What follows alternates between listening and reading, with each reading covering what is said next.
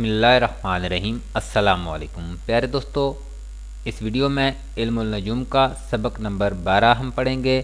सबक नंबर 11 में हमने बुरूज की अलामात और उससे पहले हमने सितारों की अलामात और निशानात के बारे में मालूमात हासिल की थी। इससे पहले जितनी वीडियो मैं बना चुका हूँ, अगर कोई दोस्त नहीं देख सका तो इस वीडियो के डिस्क्रिप्शन में इल्मुल नजूम फुल कोर्स प्लेलिस्ट का लिंक मौजूद है, वहाँ पर जाकर आप तमाम वीडियोस देख सकते हैं। अब प्यारे दोस्तों, सितारों की दोस्ती और दुश्मनी के बारे में हम जानेंगे कि कौन सा सितारा किस सितारे का दोस्त है और किस सितारे का दुश्मन है। आपको ये जो टेबल नज़र आ रहा है, आपको ज़बानी याद होना चाहिए कि कौन सा सितारा किस सितारे का दोस्त और दुश्मन है।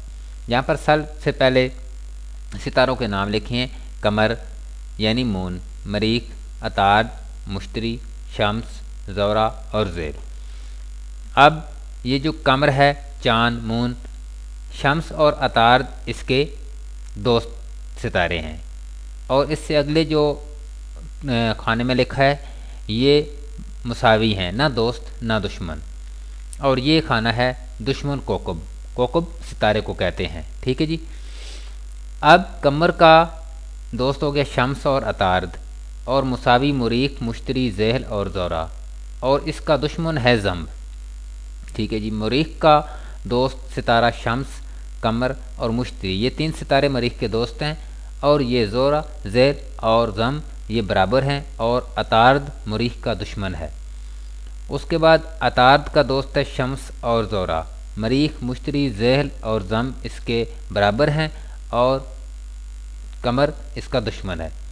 इस तरीके से मुश्तरी का शम्स, कमर, मरीख ये तीन सितारे दोस्त हैं, ज़ेल और ज़म इसके बराबर हैं, और यानी बराबर का मतलब है ना दोस्त है ना दुश्मन, और दुश्मन जो इसका वो अताद और ज़ोरा है।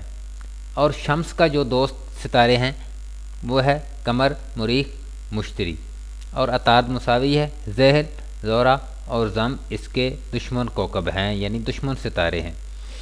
ज़ोरा, अतारद, ज़ेल और ज़म ज़ोरा के दोस्त हैं, मरीख, मुश्तरी मुसावी हैं, और शम्स और कमर ज़ोरा के दुश्मन हैं। ज़ेल का अतार्द, ज़ोरा, ज़म ये दोस्त सितारे हैं, मुश्तरी इसका मुसावी है, और शम्स, कमर, मरीख, ज़ेल के दुश्मन सितारे हैं।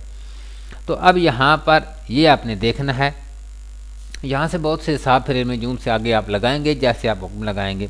अब एक आदमी का सितारा ज़ेल है, एक का शम्स है। ठीक है जी। तो यहाँ पर ये दुश्मनी हो गई नजूम के हिसाब से। ठीक है। अब यही नाम में भी आता है, ये मेरा टॉपिक नहीं है लेकिन मैं वैसे आपसे शेयर कर रहा हूँ। यानी अगर यहाँ पर आपकी तारीख़ पैदैश जो हुई वो ज़ेल के मुतालिक है, लेकिन जब आपने बच्चे का नाम रखा वो नाम के जो हरूफ थे वो शम्स के मुतालिक थे, तो वो भी उसकी ज़िंदगी में तज़ाद रहेगा। ठीक है। क्योंकि ज़ोल रुकावटें डालेगा, शम्स उसको तरक्की देगा, जो तरक्की देगा वो ज़ोल उसको रोक देगा। तो ये आगे की बातें हैं, आपने ये ध्यान में रखना है कि कौन सा सितारा किसका दोस्त है और किस सितारे का दुश्मन है। ये टेबल आपको काम देगा। इंशाल्लाह अगले सबक में फिर मिलेंगे। अल्लाह हाफिज़।